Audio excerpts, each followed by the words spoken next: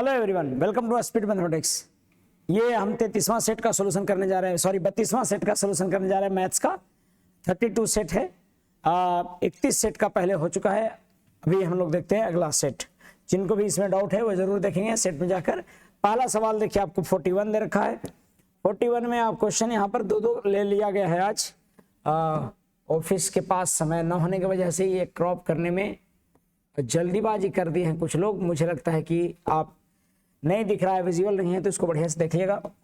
देखिए यहाँ पर कह रहा है कि a प्लस बी, यहाँ पर कह रहा है कि a प्लस बी अनुपात, रेड कलर यूज नहीं करने बोले हैं तो मैं व्हाइटली यूज करता हूं। a प्लस बी अनुपात रूट ए बी बाई 4:1 है। तो कौन ऑप्शन सही है? a बड़ा है b से। मैं देखो छाटता हूं, ध्यान दीजिएगा। a प्लस बी आना चाहिए 4। a प्लस बी यहां पर करेंगे तो ये दोनों को a प्लस बी करेंगे तो यहां पर हो जाएगा 4 आ जाएगा, ये सही हो सकता है। ये भी 4 आ जाएगा, ये सही हो सकता है। ये दोनों को जोड़ेंगे तो रूट 2 से रूट कैंसिल हो जाएगा, ये जोड़ेंगे तो ये हो जाएगा 6। ये नहीं हो सकता है, ये भी नहीं हो सकता है। यानी कि छाटना है a और b में से। अब कह रहा है कि a और b जोड़कर तो आ गया 4 सर, लेकिन a इंटू बी निकालना है सर। a और b आके आ गया 4, किसको किसको जोड़ने पर, लेकिन a इंटू बी निकालना है और उसमें भी a बड़ा होना चाहिए b से। तो यहाँ इन दोनों में a बड़ा है b से। कौन? a वाला होगा अगर, तो ये बड़ा है इस b से, लेकिन ये वाला छोटा है इससे, है ना, तो ये वाला भी ऑप्शन नहीं होगा। आंसर कौन सा है? a। समझ में आ रहा बात? इसको सॉल्व करना ही नहीं था, इसको डायरेक्ट ऑप्शन से बनाइए, एग्जाम में आपको फायदा होगा। अगला बढ़ते हैं अगले सवाल की तरफ।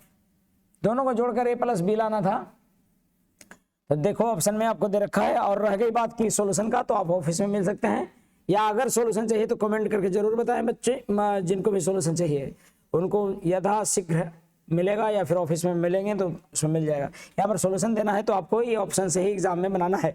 दो घनों के आयतन, देखो वॉल्यूम अगर दिया हुआ है 8 और 125, आयतन दिया हुआ है 8 और 125, तो वॉल्यूम जो होता है जो चीजों का क्यूब होता है, यानी 2 का क्यूब और 5 का क्यूब है। अगर सरफेस एरिया की बात करेंगे ना, तो पहले आपको साइड का, घन के साइड का अनुपात निकालना होता है 2:5 साइड। और अगर सरफेस एरिया निकालना है तो एरिया निकालने के लिए स्क्वायर होता है, वॉल्यूम क्यूब होता है, एरिया स्क्वायर होता है। तो इसका स्क्वायर कर दीजिए और 5 का स्क्वायर कर दीजिए। 2 दूनी 4 और 5 बचे 25। मुझे लगता है कि 4:25। ये सब क्लास में डिस्कस किया गया है, तो मुझे नहीं लगता है कि इसमें ज़्यादा बात करनी चाहिए। और जब भी मैं सॉल्यूशन का आप क्लास चलेगा उस समय हम लोग डिस्कस करेंगे बेहतरीन ढंग से, स्पीड में। अगले सवाल की तरफ बढ़ते हैं। अगला सवाल कह रहा है कि एक मोटर यात्री 150 किलोमीटर की दूरी के स्थान को यात्रा 50 के औसत गति से करता है और 30 की गति से वापस आता है। देखो मैं पिछले क्लास में भी बता रखा है हमने कि 50 के चाल से जाएगा और वापस उसी दूरी को आएगा 30 के चाल से। तो आपको एक ही दूरी को जाता आता है तो औसत चाल बराबर 2xy, जो लगातार सेट देख रहे होंगे 2 × xy बटा x प्लस y। पिछला ही सेट में ये था एवरेज स्पीड। आपको डिस्टेंस से कोई लेना देना नहीं है, एक ही दूरी को अलग अलग चालों से जाता आता है तो 2 × xy यानी कि 50, 2 ×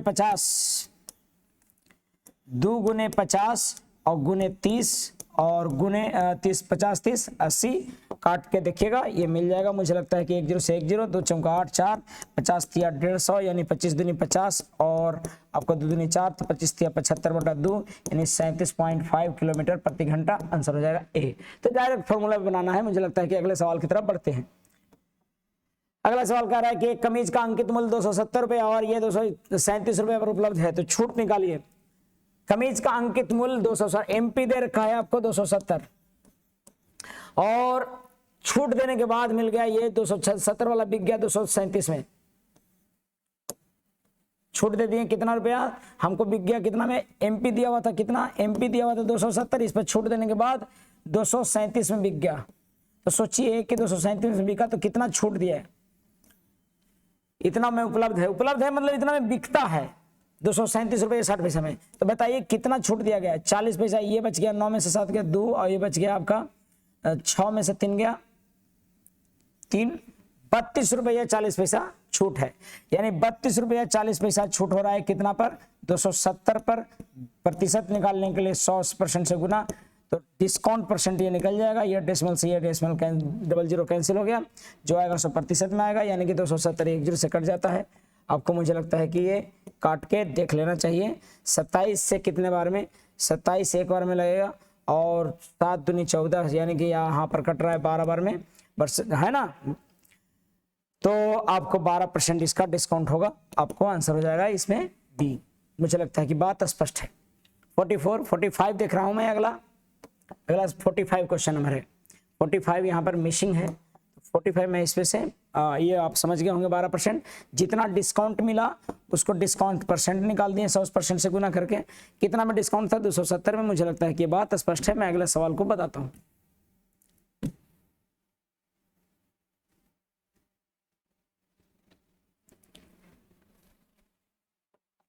अगले प्रश्न की तरफ बढ़ते हैं। अगला सवाल आपका है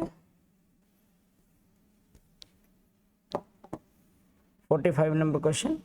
ये दे रखा है 45 नंबर क्वेश्चन। 45 नंबर क्वेश्चन देख रहे हैं हम। कह रहा है कि एक टीवी 2100 रुपये की पर खरीदा गया। एक वर्ष के बाद टीवी का मूल्य 5% की कमी आई थी, तो एक वर्ष के बाद उसका मूल्य कितना होगा। ये भाई अगर 2100 में खरीदा है अभी, और अगर कमी आया है 5%, यानी 95/100 में बिका होगा। हाँ, 5% कमी आया, 95/100 में बिका होगा, यानी 95/100 को बढ़िया से देखिए तो कितना में बिकेगा, 00 21 25 105 और 21 नमा 189, यानी कि 1995 जो आता होगा आंसर हो जाएगा। कैलकुलेट करके 1995 होगा यहाँ पर आंसर आपका। इसका आपके ऑप्शंस में है बी ऑप्शन। और जीरो भी कहाँ, जीरो भी कहाँ से आ रहा है, 21,000 था, सॉरी यहाँ पर 21,000 था जी, यानी कि 21,000 था, तो 21,000 तो एक जीरो यहाँ पर बैठ जाएगा, आप समझ रहे होंगे। एक जीरो हो जाएगा, आंसर हो जाएगा आपका ये 19,950। कैलकुलेट करके देखिएगा तो आ जाएगा आंसर। अगला बढ़ते हैं अगले सवाल की तरफ। अगला सवाल कह रहा है कि ये 6n कह रहा है 46 नंबर क्वेश्चन। 6n-1 ये किससे विभाजित है, और n इवन नंबर होना चाहिए। तो इवन में सबसे छोटा वाला कौन है, 2 4 यही सब है। तो मैं 2 लेके देखता हूं। ये अगर 6 का स्क्वायर -1 लिया तो 6 6 36 -1 कितना, 35 आया, यानी कि ये 35 से कटेगा। पहला तो बात ये है 35 से। डायरेक्ट इवन नंबर ले लीजिए, बोलता है इवन कोई लीजिए, तो कोई में हम सबसे छोटका लेंगे भाई, क्या दिक्कत है। ये कहाँ कहा है कि n 4 लीजिए, 6 लीजिए, 10 लीजिए, ऐसा नहीं कहा है, ये केवल है। तो मैं मुझे लगता है कि आपको समझ में आ रहा होगा बात। अगला सवाल देख रहे हैं 47 कहता है एक राशि 16 वर्ष में अपने आप की दुगनी हो जाती है, यानी कि प्रिंसिपल से अमाउंट होने में, यानी कि मूलधन से मृतधन होने में ये दुगना हो जाता है, और लग जाता है 16 साल, 16 वर्ष लग जाता है दुगना होने में। यानी कि आपको यहां पर एसआई कितना है, एसआई 1 रुपया है। अच्छा, ये कहां पता लगा सर कि सिंपल इंटरेस्ट, हाँ बीइंग सिंपल, साधारण है। ब्याज की दर कैसा है, साधारण है। तो आप समझिए बात। अब आप देख रहे होंगे कि 1 रुपया ब्याज आ रहा है, तो बोलता है कि कितना साल में यही धन क्या हो जाएगा, यही धन आपको अमाउंट में बदल 3 हो जाएगा। तो 3 गुना होने में जानते हैं क्या रुपया ब्याज हो जाएगा, 3 गुना होने में ब्याज लग जाएगा आपको 2 रुपया। 3 गुना होने में ब्याज कितना होगा, 2 रुपया। तो सोचिए कि 1 रुपया ब्याज होने में लग रहा है 16 वर्ष, तो 2 रुपया ब्याज होने में कितना लगेगा, तो 32 वर्ष। 1 रुपया ब्याज होने में 16 वर्ष लग रहा है, तो 2 रुपया ब्याज होने में कितना लग रहा है, ये 32 वर्ष। हमें लगता है इसका प्रश्न का जवाब आपको समझ में आ गया होगा, 32 ही सही जवाब होगा। इसको मैं अगर देखूं, अगर ऑप्शन में 32 है, तो इसका सही जवाब है आपका 32, और इस आंसर आपका होगा ए। ठीक है, अगले प्रश्न की तरफ पढ़ता हूं। अगला सवाल है आपका कि 3 संख्याओं का एलसीएम दे रखा है 23,100। 3 संख्याओं का एलसीएम 23,100 दे रखा है, एचसीएफ दे रखा है 5। अगर एचसीएफ दे रखा है तो सभी संख्याएं बना सकता हूं मैं। एचसीएफ दे रखा है तो सभी संख्या मान सकते हैं। तो पहले 2 संख्याएं दे रखा है, पहले 2 संख्याएं 700 और 770 दे रखा है। तीसरी संख्या मानना होगा तो 5x मान लेते हैं, और इन सभी का एलसीएम दे है आपका कितना, एलसीएम दिया हुआ है आपका 23,100, ये एलसीएम दिया है। तो तीसरा मान क्या होगा, यानी कि क्या होगा, ये 5x क्या होगा, सोचो इसका एलसीएम लेते हैं तो जानते हैं कितना हो जाता है, इसका एलसीएम लीजिएगा तो आपको जो भी आ जाएगा उतना बराबर आप लिखिए, जैसे 5x है और ये तो 700 और 770 एलसीएम ले लीजिए इसका, 5x एलसीएम लेंगे तो यहाँ से लगेगा 5 से, तो यहाँ पर 14 25 70 140 और 154 पचे 15 25 75, हाँ 154 पचे आपको 770 और ये 100 हो जाएगा, ये गुना करके जो आएगा सो आपको आंसर आएगा, यानी 770 गुने 14 अर्थात एलसीएम जो लेंगे ना, सो मैं गुना कर दे रहा हूँ, आप ध्यान दीजिएगा, 64 98 और 98 9 8 17 यानी कि 10 7 8 पर 00 एलसीएम कितना हो जाएगा,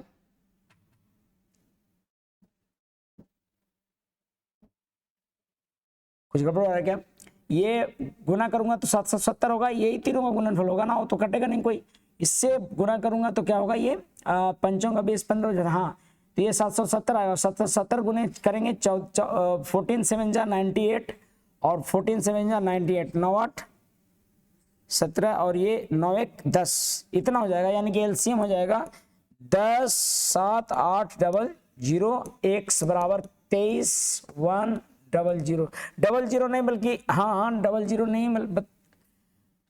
23,100, मुझे कुछ गड़बड़ लग रहा है, एलसीएम दे रहा है 23,100 और यहाँ एलसीएम कितना आ रहा है, मैं भागा दिया 14 से, 14 25 70 और पंचों का 20 और 15 25 75 और 2 77, सही तो है, ये एलसीएम गुना करके कितना आ रहा है 14 25 70 700 गुना कर रहे हैं अगर इसमें, तो 7 का 28 के 8 2 7 25 35 और 2 37 के साथ हाथ में 3 और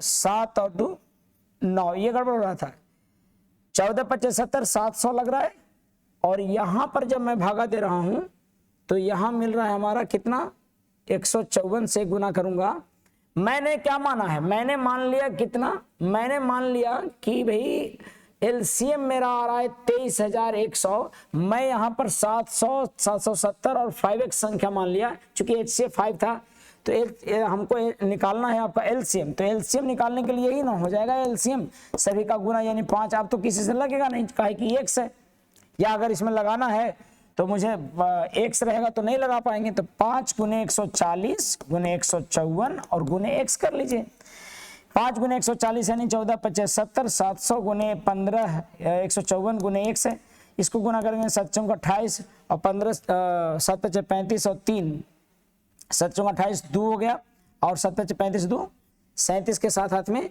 3 और 7 3 10 वही आ रहा है, 10,78 पर 00 आ रहा है, x आ रहा है, इतना बराबर आ रहा है 23,100, 23,000 और ये 23,000 नहीं, ये 107,800 आ रहा है, तो मुझे लगता है कि यहाँ पर कुछ 3 संख्याओं का एलसीएम दे रखा है, एसए 5 है और 2 संख्याएं 700 और 770 है, तो कुछ डाउट लग रहा है, ये तीसरी संख्या कितना होना चाहिए, तो तीसरी संख्या जो आना चाहिए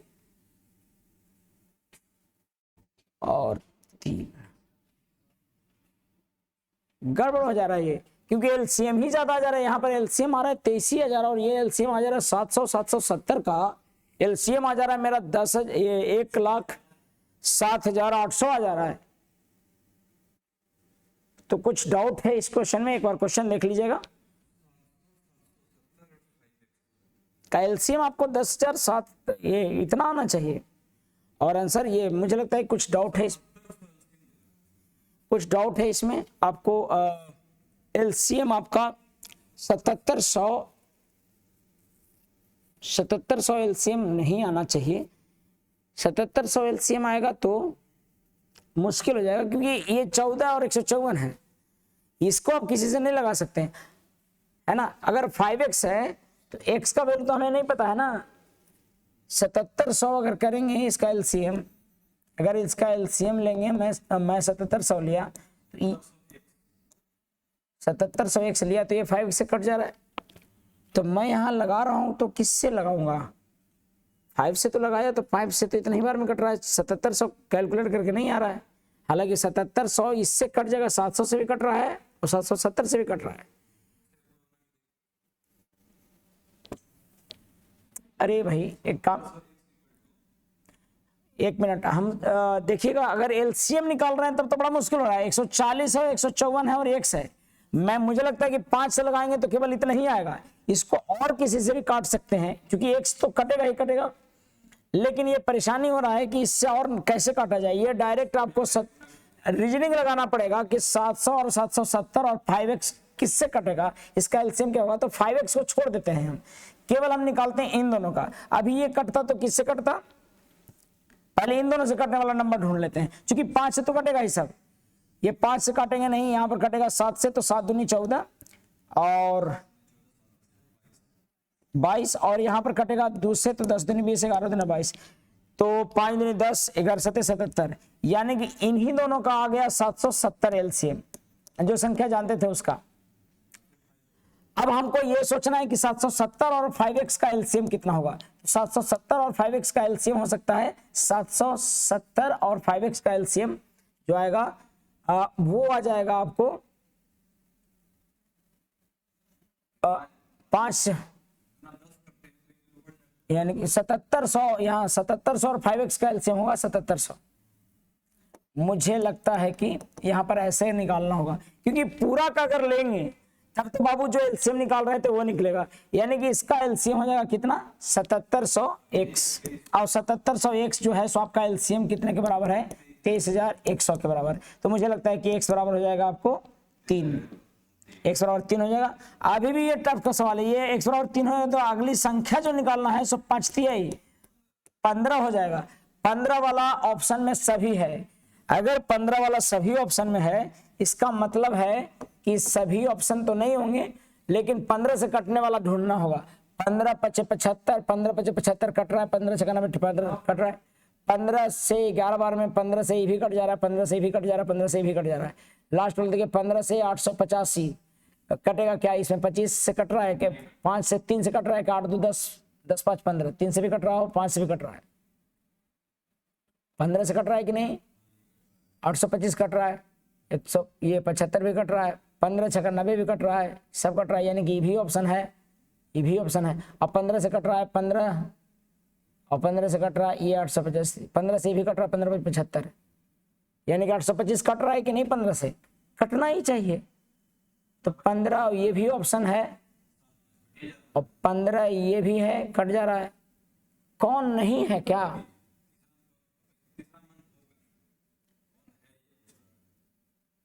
कौन है? तो जो ये पूरा क्वेश्चन ही थोड़ा सा राउंड कीजिए, इसके 3 आंसर मैच कर गए, 15 से कटने वाले 3 ऑप्शन हो गए, तो तीनों हो सकता है 15 से कटने वाला, यानी कि कुछ डाउट है इस सवाल में, ज्यादा लोड ना लें इसका। आगे बढ़ते हैं, समझ में आ रहा है, लेकिन निकलता है ऐसे ही, कुछ लेते हैं इसका एलसीएम पहले ले लेते हैं आप, किसका एलसीएम ले लेंगे, इन सभी का एलसीएम लेने के बाद इसके बराबर कर देते 23100 के बराबर, तो 23000 के x का बराबर, तो x बराबर कितना निकला 5, यानी संख्या हमारा 15 होना चाहिए। 15 भी हो सकता है और छोटी से छोटी ना कहता हो तो कुछ भी हो सकता है, 15 कटने वाला, 15 से कटने वाला 3 ऑप्शन हो गया, तो ये गलत है। मुझे लगता है कि अगला बढ़ना चाहिए, इसको राउंड कर दीजिएगा क्वेश्चन को, जिसको डाउट होगा वो पूछताछ कर लीजिएगा। ऑप्शन के अनुसार से तीनों ऑप्शन पॉसिबल है, कौन कौन, ए बी और डी। सी केवल नहीं था 425 शायद, 15 से 4 2 6 1 7 नहीं कटेगा, केवल ये वाला ऑप्शन नहीं था, बाकी सभी सही था। तो भाई सभी सही चुनना था और सभी सही हो रहा है तो गलत बात है। अगले प्रश्न की तरफ बढ़ते हैं, अगला सवाल है, अगला सवाल आपका है, ये लंबा है सवाल, थोड़ा सा मैं हिंदी वाला लेवल ले रहा हूं, केवल ध्यान दीजिएगा। कह रहा है XYZ को एक कार्य करने को 1058 रुपया मिलता है, पूरा करने के लिए नियोजित किया जाता है। XY मिलकर, देखो ये कार्य मजदूरी से हमेशा पूछता है, XY मिलकर कर रहे हैं 19/23 भाग काम, और Y और Z मिलकर काम कर रहे हैं आपको 8/23 भाग काम।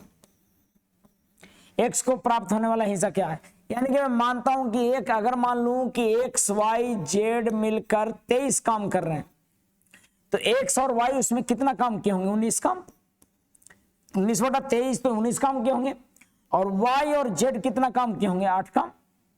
अब हमको किसी का भी निकालना है, मान लो कि x का निकालना है या y का निकालना है, तो मैं xy घटाऊंगा तो पहले z का निकलेगा। ये देखो तीनों का काम 23 है और xy का काम कितना है 19।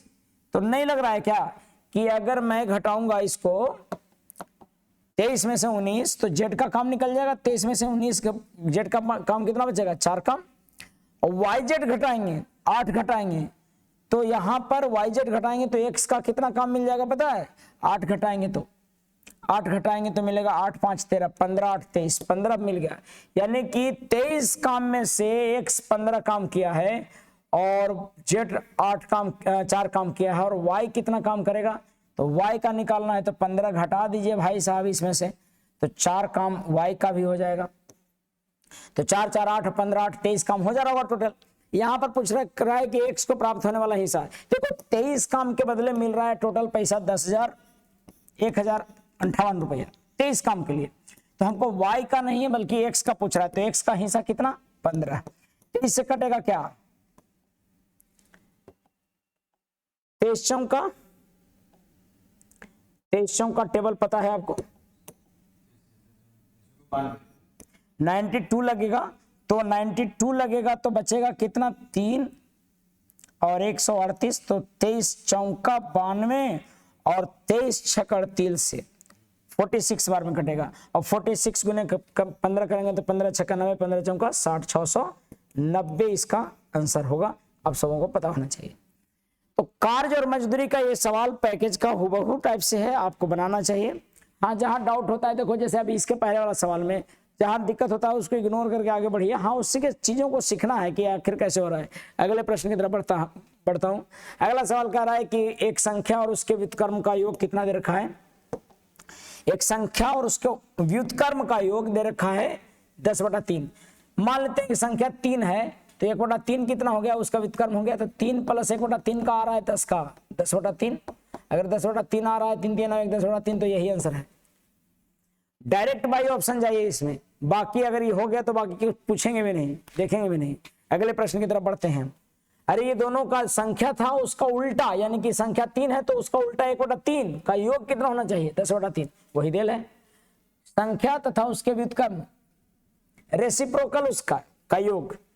अब समझ में आ रहा होगा मुझे लगता है कि, तो इसका आंसर कौन सा हो जाएगा ए। अगले प्रश्न की तरफ बढ़ते हैं। 51 नंबर क्वेश्चन देखिएगा, ये अगले पेज में होगा। 51 नंबर सवाल, ये 51 नंबर है। 51 नंबर क्वेश्चन है।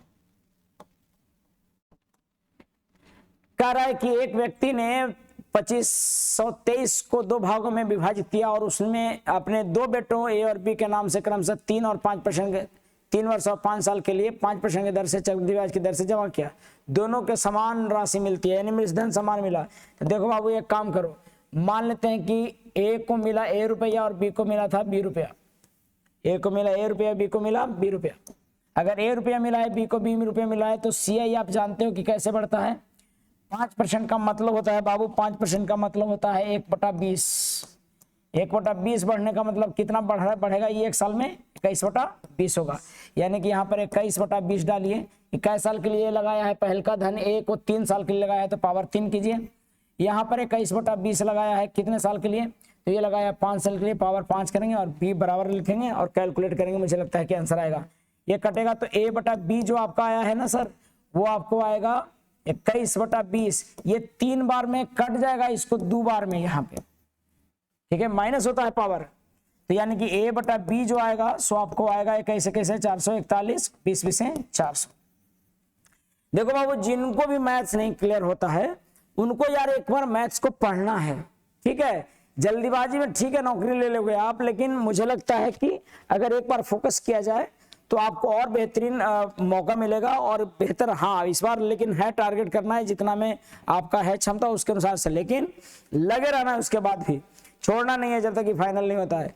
आगे देखिए 441 में बांटा है, ए को 441 मिला होगा, बी को मिला होगा 400, तो जोड़कर कितना हो रहा है टोटल, दोनों के हिस्सों का योग कितना है। मैंने बांट लिया ना, जानते हो क्या, मैं बांट लिया कि 2523 को ए और बी में बांट दिया गया और लगा दिया गया, यानी 2523 रुपए को। अब जरा सा सोचिए दोनों को जोड़ेंगे तो 4 4 841 841 है, सो 2523 रुपया है। तो किसका हिस्सा पूछ रहा है, ए का। अगर ए का हिस्सा पूछ रहा है तो ए का हम लिखेंगे 441 41 और काटेंगे इससे तो कटना चाहिए। ये 4 8 3 24 3 बार में कट जाएगा और 3 4 12 और 1 13 1323 अगर कहीं है तो वही उपयुक्त आंसर होगा। 1323 ऑप्शन डी में।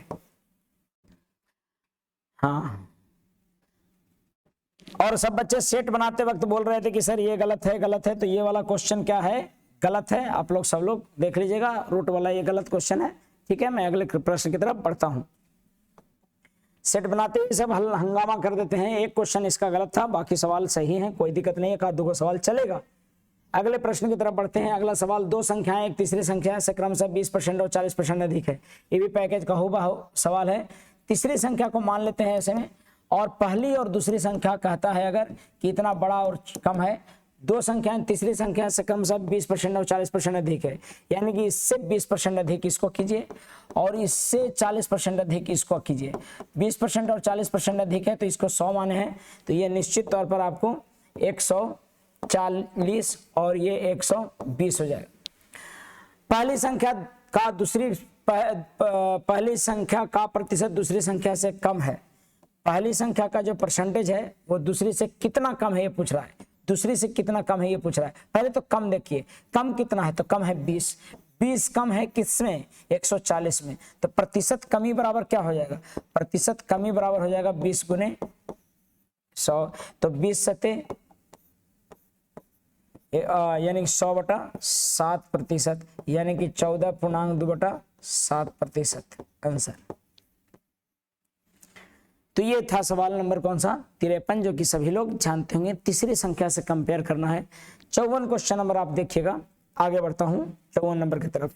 मुझे लगता है कि समझ में आ गया होगा कितना कम है। तो भाई कम है, दूसरी से पहली बोल रहा था तो 20 कम है, और इसको निकाल लीजिएगा। मैं यहीं पर बनाता हूं अगला सवाल, और अगला सवाल है आपका क्वेश्चन नंबर 54। देखिए आपके सामने ये चमचमाता हुआ सवाल।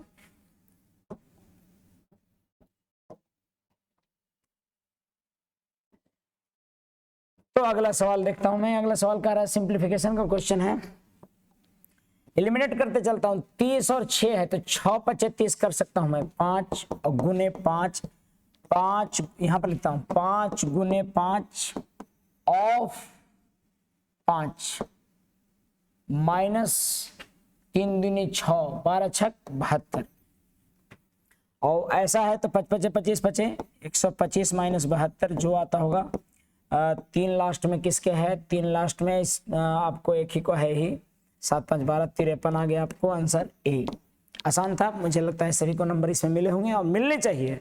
जहां पर आंसर नंबर लाने हैं वहां पर एकदम कोई कमी नहीं, लाना है वहां पर नंबर। 18 गेंदों को 900 रुपए में बेचने पर 6 गेंदों के क्रयमूल्य के बराबर हानि होती है। तो गेंद का क्रयमूल्य, 18 गेंदों को बेचा है और 6 गेंदों के क्रयमूल्य के बराबर हानि होता है। कभी भी ऐसा कहता है कि इतना वस्तु बेचकर इतना वस्तु के बराबर हानि होता है। पिछला सेट में भी एक क्वेश्चन था, इसमें भी केयर कीजिए। तो यहाँ इतना बेचा है तो अपने से मानिए कि 18 वस्तु खरीदा होगा और लाभ हो रहा है कि हानि हो रहा है। तो इसको पर 6 गेंदों के क्रयमूल्य के बराबर हानि होता है तो 6 गेंदों के सीपी के बराबर लॉस हुआ, यानी कि माइनस करिएगा। कहने का मतलब ये है कि 18 वस्तु का सीपी और जितना हानि हो रहा है तो माइनस लिखिए, लाभ हो रहा है तो प्लस लिखिए। अगर हानि हो रहा है तो माइनस लिखिए, और जितना वस्तु के बराबर हानि हो रहा है तो क्रयमूल्य के बराबर हानि हो रहा है 6 गेंदों के, तो ये लिखे। लेकिन सर ये कहां से लिखे, ये अपने से लिखना है। अगर 18 वस्तु बेचा है तो 18 वस्तु खरीदा होगा, और बस इसको देखिएगा तो 12 वस्तु का सीपी बराबर 18 वस्तु का एसपीआर होगा।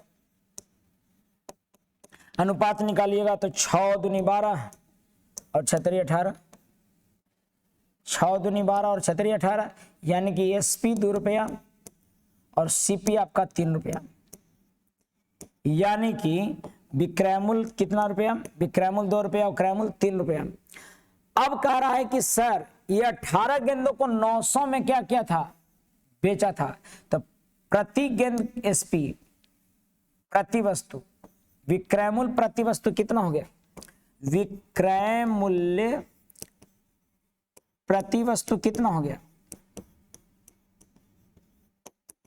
900 वस्तु को 18 गेंदों को 900 में बेचा तो प्रति वस्तु 50 रुपया, रकम बटा मात्रा करते हैं, और 50 रुपया एसपी है तो खरीदारी क्या रहा होगा, एसपी यानी कि 2 = 50 रुपया, एसपी यहाँ पर 2 है ना, तो 2 बराबर 50 रुपया, तो खरीदारी 3 रुपया, तो 2 50 25 दिया 75 रुपया खरीदारी होता होगा।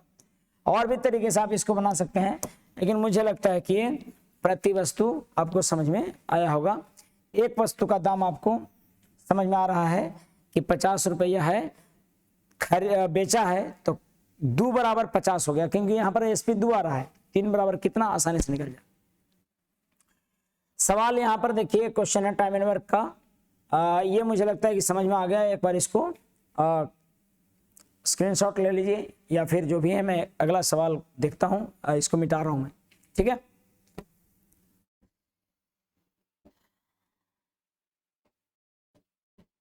तो मजेदार ढंग से आप लोग अगर लगातार कर रहे होंगे तो मुझे लगता है कि बहुत बेनिफिट हो रहा होगा।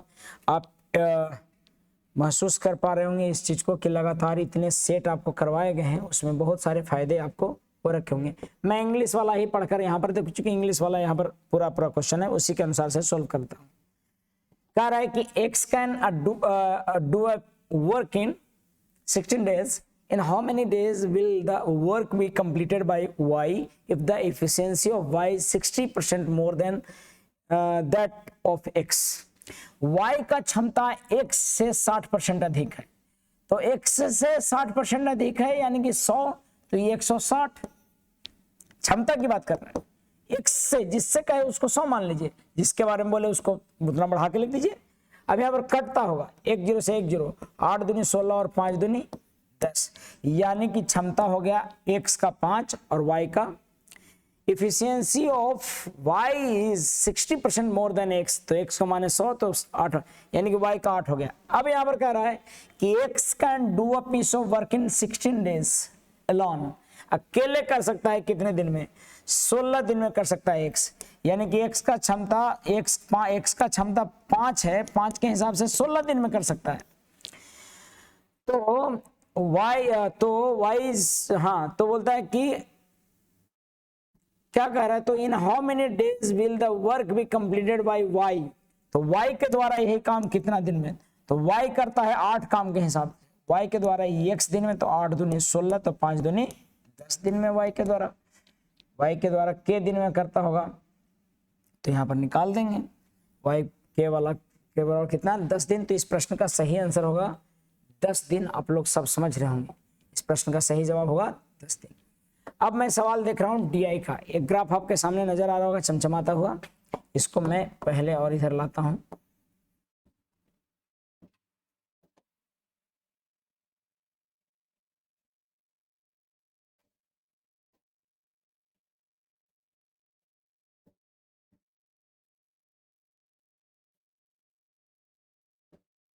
इसको मैं थोड़ा और ले लेता हूं ऐसे। देखो मैं यहां पर है, शायद सवाल आपको नजर आ रहा होगा, देखता हूं मैं, ध्यान दीजिएगा। कह रहा ना कि एक डायग्राम है जिसमें कि ऐसा बना हुआ है 72 डिग्री कोण है स्कूटर से चलने वाला। निम्नलिखित ग्राफ में बच्चों का प्रयोग किए जाने पर परिवहन को दर्शाता है, ग्राफ का अध्ययन करें। परिवहन यानी 72 डिग्री बच्चे हैं सो स्कूटर द्वारा चलते हैं, और 120 डिग्री है सो आपको 120 डिग्री है सो आपको बस द्वारा, स्कूटर द्वारा, बस द्वारा, और कार द्वारा 24 डिग्री। तो पूरा 360 होता है, पता है ना आपको, ये चारों तरफ में पूरा 360 होता है, 360। तो सोचो कि 24 डिग्री और 120 डिग्री और आपको 72 डिग्री मिला के कितना हुआ? 4 2 6 और 2 2 4 और 7 4 11, यानी 216। तो 360 में से, ये इतना चलता था कार का, 360 में से घटा देंगे सबको, इसको सभी का, तो ये मिल जाएगा। ये जो पैदल चलता है, ये पैदल है, वॉकिंग करता है, तो कितना डिग्री जो कौन बना रहा है जो वॉकिंग करता है, वो है आपको 144, यानी कि 144 डिग्री वॉकिंग करता है। अब सवाल देखते हैं, चलने वाले लोगों की यानी कि पैदल चलने वाले लोगों की एंगल कितना है? तो 144 डिग्री। पहला सवाल यही था। दूसरा कह रहा है स्कूटर का प्रयोग करने वाले बच्चों का प्रतिशत कितना है। स्कूटर का प्रयोग करने वाले, देखिए ना आप, स्कूटर कितना चला रहे हैं, 72 डिग्री, 72 डिग्री स्कूटर चला रहे हैं। और कितने लोग, पूरा कितना डिग्री का है, 360। तो 360 डिग्री में स्कूटर चलाने वाले का प्रतिशत निकालना है, तो इतना गुने 100 कर दीजिए। 72 से 5 बार में कट जाएगा, 5 से 20% आपका स्कूटर द्वारा चला हुआ है ये, इसका 20% हो जाएगा। मैं अगले प्रश्न की तरफ बढ़ता हूं। अगला सवाल आपका देता है कि 180 विद्यार्थी पैदल चलकर विद्यालय जाते हैं, तो विद्यालय में कितने विद्यार्थी हैं। 180 पैदल जाते हैं। यहाँ पर देखिए बाबू, कितने लोग पैदल जाते हैं, यहाँ पर पैदल कितने लोग जा रहे हैं, पैदल जा रहे हैं 144, यानी कि 144 है 101 डिग्री है, 180 डिग्री है। तो क्या पूछता है, अगर पैदल जाते हैं 180 विद्यार्थी तो विद्यालय में कितने विद्यार्थी हैं। तो कितना डिग्री पूरे विद्यालय को डिनोट किए हैं, पूरा कितना है 360। तो कुल कितने, कुल विद्यार्थी 360 डिग्री द्वारा दर्शाए गए हैं। कुल स्टूडेंट जो हैं सो 360 डिग्री वाला दर्शाए गए हैं। तो यहाँ पर कट जाएगा और आपको मिलेगा 18 दही 180, 18 8 44, 8 चौका 32 और 8 पच्चे 40, 45 बार में तो 450 छात्र टोटल विद्यालय में रहे होंगे। 450 इसका सही आंसर हो जाएगा। और अंतिम सवाल आज के इस सेट का है, वो है कि 400 मीटर लंबी ट्रेन 300 मीटर लंबे पुल को 70 सेकंड में पार करती है। 400 मीटर लंबी ट्रेन 300 मीटर लंबे पुल को 70 सेकंड में पार करती है, यानी डिस्टेंस ये है तो स्पीड बराबर स्पीड इनटू टाइम 70 सेकंड में पार करती है। तो हमको स्पीड निकल जाएगा क्या, स्पीड बराबर 4 3 700 बटा 70, यानी कि 10 मीटर प्रति सेकंड इसका आंसर हो जाएगा। और मीटर प्रति सेकंड में नहीं दिया है, ये किलोमीटर में दिया हुआ है। तो स्पीड बराबर क्या हो जाएगा, स्पीड बराबर हो जाएगा आपको 10 गुने 5 बटा या 18 बटा 5 कीजिएगा, छोटा से बड़ा में लाना है तो 18 बटा 5, 5 दूनी 10, 18 दूनी 36 किलोमीटर प्रति घंटा। आई होप कि चाल आपको दिख रहा होगा ट्रेन का, क्योंकि चाल कितना चल गया, अपनी लंबाई तथा ट्रेन दोनों की लंबाई का योग चलेगा। और कितना सेकंड में, 70 सेकंड में, चाल बराबर दूरी बटा समय हो गया। मुझे लगता है कि समझ में आ गया है। 36 आंसर आपका है इसमें बॉल में। और मुझे लगता है कि आपको पूरा तरह से सॉल्यूशन समझ में आया होगा और ठीक लग रहा होगा। लगातार पॉजिटिव माइंड के साथ बनाते रहिए। कभी कभार कुछ सेटों में गलती होता है तो ज़्यादा माइंड नहीं लेना है, केवल काम करना है कि हर दिन सीखना है। हर दिन थोड़ा थोड़ा सीखेंगे, एक दिन बेहतरीन बन जाएंगे आप। बेहतर हर दिन पल गुजरे आपका। बहुत बहुत धन्यवाद लगातार मेहनत करने के लिए और अपने ऊपर काम करने के लिए, अपने में निखार लाने के लिए। तब तक के लिए जय हिंद।